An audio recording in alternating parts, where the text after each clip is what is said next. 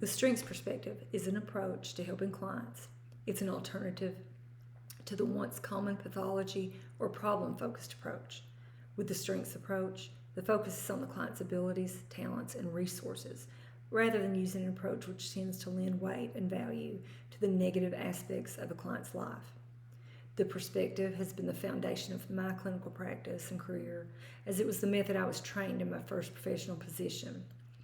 When initiating any contact around or in regard to a client, I was always directed to begin by asking about their strengths.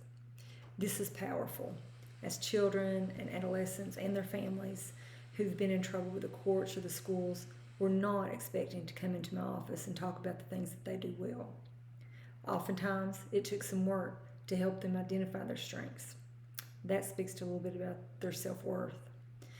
Using this method helped to build relationships and trust with the clients and families.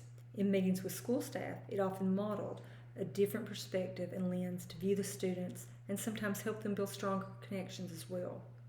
And as we know, one of the greatest indicators of student success is having a strong connection with someone at school. When strengths and interests have been established, they can be used to connect the client and family with the community, resources, support services, as well as engagement in groups or teams.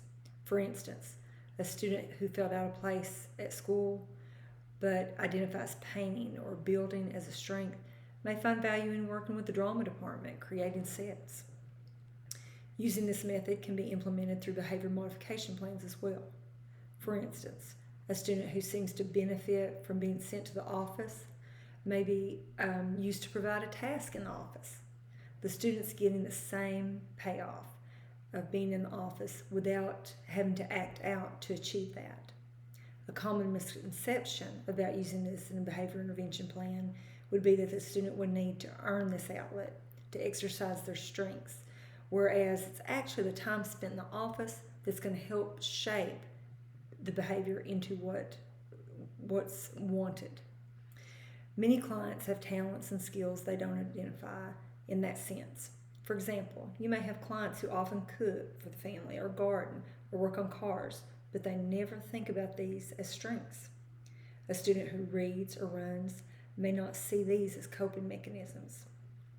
Viewing personal differences through a lens of uniqueness or as a strength is also a powerful tool. And at the end of the day, increasing the capacity for the client to manage stress, build confidence and resilience through using strengths is often more beneficial than spending a lot of time identifying their shortcomings.